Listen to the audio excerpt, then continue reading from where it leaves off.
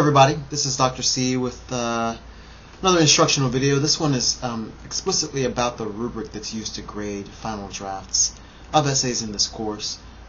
You may have seen this, should have seen it, in the uppermost section of our course website. This is the rubric. You're looking at it right now. This is a screen. Obviously, this is a screen recording.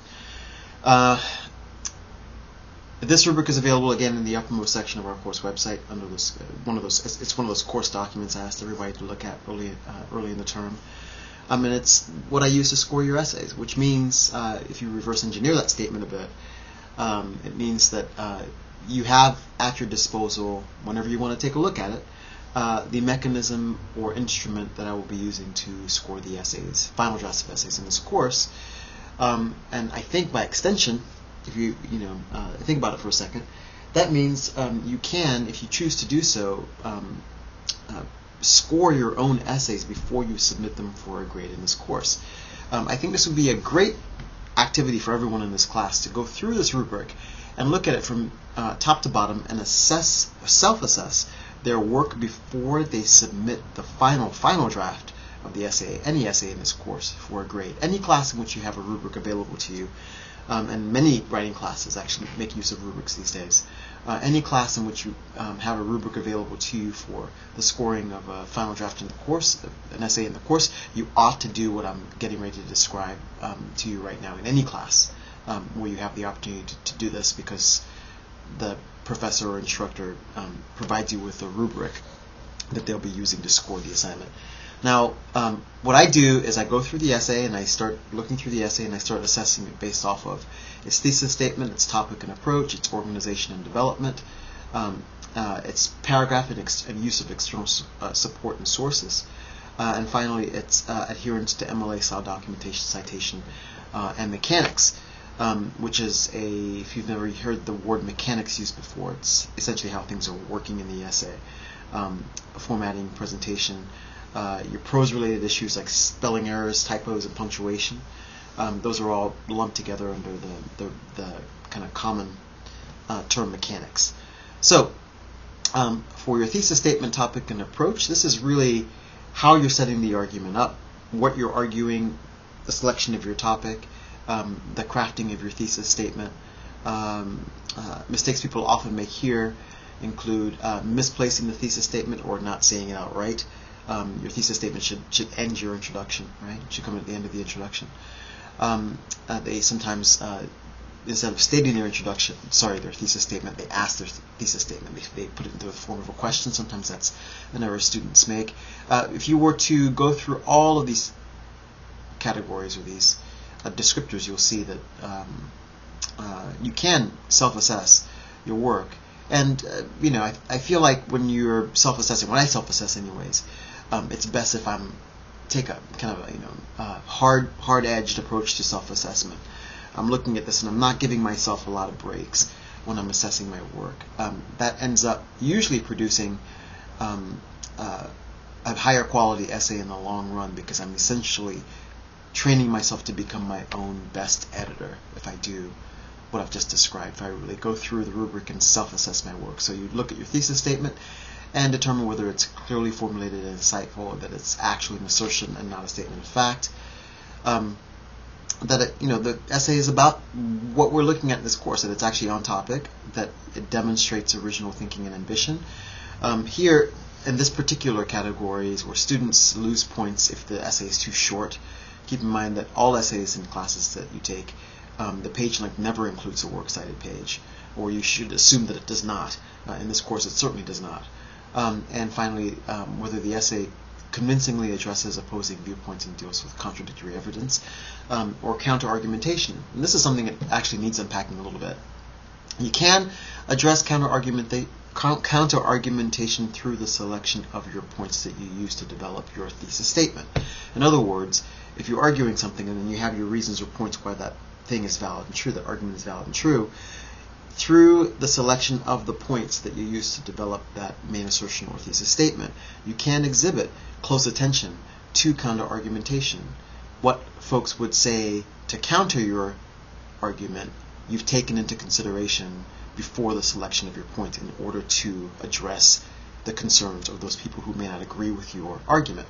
That's one way of addressing counter-argumentation. Another way of doing it is by actually addressing it after the body of the essay and before the conclusion of the essay in a paragraph or two. Some people choose that way too. So either way, just be aware that counter-argumentation is what's being assessed in this particular category. Organization and development, you'll see that that's the biggest category. It's 30 points. That's the meat and potatoes of your essay. That's essentially the body of the essay, where you make your case. You've already stated in the introduction what you're arguing. Now, why do you believe it to be accurate, valid, and true? Your reasons, your points, the way you use sources, the strength of the sources, the kinds of sources that you use, and the places in which you deploy them, whether you're doing so advantageously or to the detriment of the argument. All those kinds of things are part of organization and development. You'll see here that moving from the introduction to the body of the essay, or putting together a good introduction, is part of organization and development. But like I said, most of this stuff is actually focused on the body of the essay. So not the introduction or the conclusion as much, although the conclusion is here. There's a category for the conclusion here. But this stuff here is all about the body of the essay, and it constitutes the majority of the section on organization and development. Advancing the argument, not just summarizing or paraphrasing what others have said, supporting your reasoning using good sources, and well-placed, well-deployed sources that are used advantageously. The essay flows logically and features strong transitions and solid paragraphs, so your paragraphing is assessed in this particular portion of the rubric. And the body of the essay is focused, unified. The body develops and doesn't just restate the thesis. In other words, you're making a case through the body of the essay, not just restating the thesis statement. Underneath this, you have paragraphing and external support, where your paragraphing is looked at in more explicit detail than up here.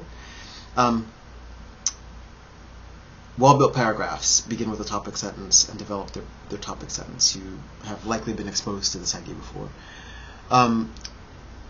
Making sure that your sources are introduced, attributed, and cited. So you say the title of the source, and you give the person who produced the source. According to Joyce Stevens in her book, The Passions of Shakespeare, for instance, that would be both introducing and attributing. Every time you make reference to or use a source in your work, you need to go ahead and cite it. That is part of MLA.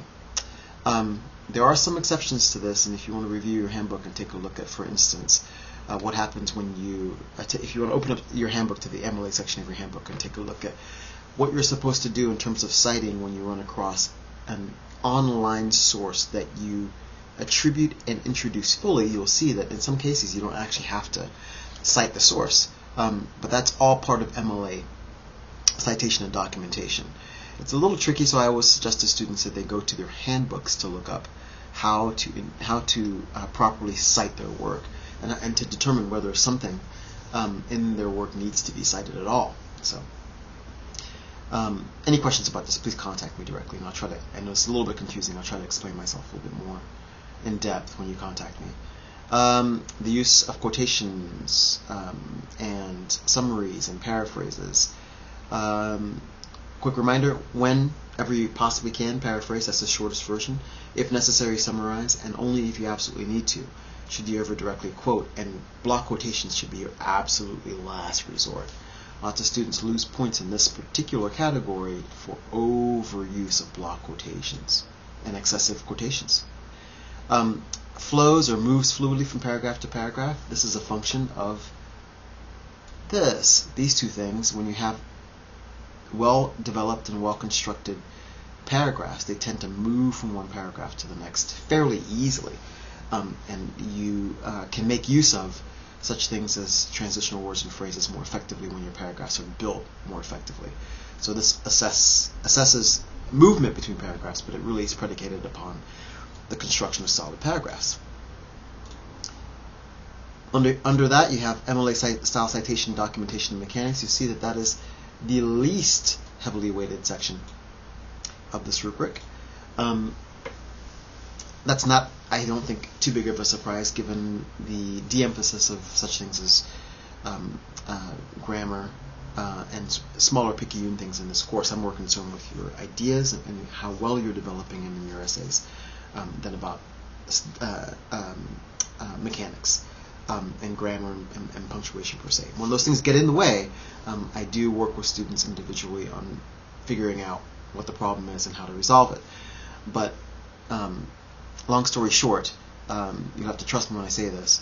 I've been teaching for a long time, and overemphasizing grammar and punctuation mechanics in writing classes is a recipe for disaster. It tends to place the emphasis on the wrong aspects of writing for students. They tend to de-emphasize their thinking and the clarity of expression and their strength in argumentation, and they emphasize smaller things like grammar, mechanics, and punctuation. And by the way, grammar, mechanics, and punctuation tend to clarify themselves when you know what it is you're saying and what you'd like to argue. It's weird, but it's sort of like when you're talking to someone and you know what you want to say, the words come more easily. When you don't know what you want to say, they do not. So that's the sort of stuff that's assessed here. A lot of emphasis on MLA style citation and documentation here. Citation is what happens in the body of the essay. Documentation is what happens in your works cited page. Lots of explicit advice and guidance in your handbook in the MLA section on how to make sure that your work complies with MLA style citation and documentation. Spelling errors, typos, punctuation. If you have a tendency to make these kinds of errors, I suggest very strongly that you use the Writing Center on campus. I believe they're on the second floor of Center Building. But you can find more information on Lane's website about the Writing Center. I suggest you use them as a proofreading service. They're great for that sort of thing. And they can also help you make sure that your work complies with MLA citation and documentation. Formatting presentation. I have a video, another instructional video that's meant to help you guys with this. Those of you that are really worried about formatting and presentation, or that don't really have a lot of facility with MLA style formatting, especially when it comes to overall document design, you will find that video available in the same section of the course website.